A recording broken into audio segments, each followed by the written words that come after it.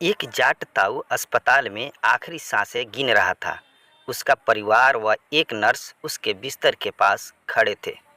ताऊ अपने बड़े बेटे से बोला, बेटा तुम मेरे TDI सिटी वाले 15 बंगले ले लो। बेटी से कहा, तू सोनीपत सेक्टर 14 के बंगले ले ले। छोटे बेटे से कहा, तू सबसे छोटा है और मुझे सबसे ज़्यादा प्यारा भी, तुझे मैं रोहिणी सेक्टर 24 पॉकेट 13 की 20 दुकानें देता हूँ। आखिर में ताऊ पत्नी से बोला, मेरे बाद तुम्हें पैसों के लिए किसी का मुंह न ताकना पड़े, इसलिए मेरे यूनिटी वाले 12 फ्लैट तुम अपने पास रख लो।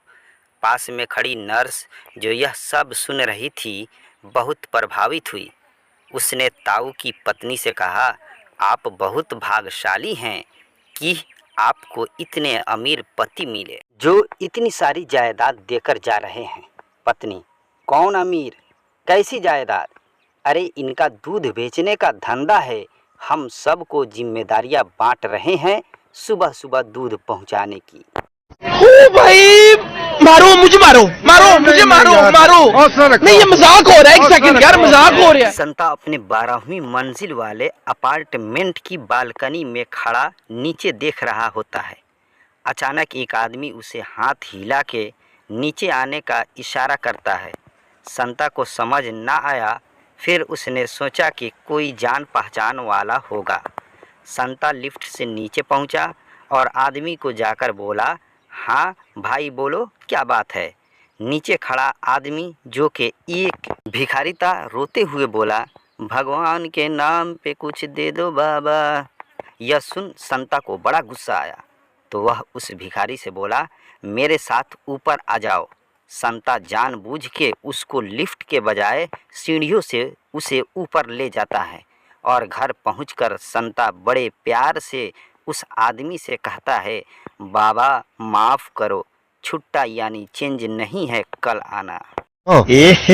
रहा नहीं जाता, तड़प ही ऐसी है ना। नहीं, संता के घर कुछ मेहमान आने वाले थे। संता पत्नी से, अरे मेहमानों के आने का समय हो गया है, अभी तक तुमने घर में झाड़ू नहीं लगाई। पत्नी, आप भी ना इतने बड़े हो गए हो मगर आपकी भूलने की आदत नहीं छूटी। संता आश्चर्य से, मेरी भूलने की आदत? पत्नी अपनी बात पर जोर देते हुए, हाँ हाँ, आपकी भूलने की आदत। क्या आपने यह नहीं कहा था कि आपके रहते मुझे चिंता करने की ज़रूरत नहीं? पागल औरत, तुझे अक्ल है? तू क्या बोल रही है? चुप चुप हो जा, सातवीं फेल, चुप। मारवाड़ी अपनी बकरी को बस में ले जाने लगा। कंडक्टर ने मना कर दिया। मारवाड़ी बकरी को बुर्का पहना के बस में ले गया। कंडक्टर को बोला, यह मेरी नानी है, बुढ़ापे की वजह से झुक गई है। कुछ देर बाद बकरी ने पोट्टी कर दी। पास में लड़के ने बोला, ओए तेरी नानी की रुद्राक्ष की माला टूट गई। एक नवविवाहित पत्नी ने काम से घर आए पति से कहा, मेरे पास तुम्हारे लिए एक अच्छी खबर है, बहुत जल्द ही हम 2 से 3 हो जाएंगे। पति खुशी से झूमने लगा और अपनी पत्नी को गले लगा लिया। अरे मेरी जान, मैं इस दुनिया में सबसे खुश नसीब आदमी हूँ।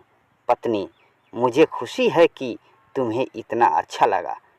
कल सुबह मेरी माँ हमारे साथ रहने आ रही है।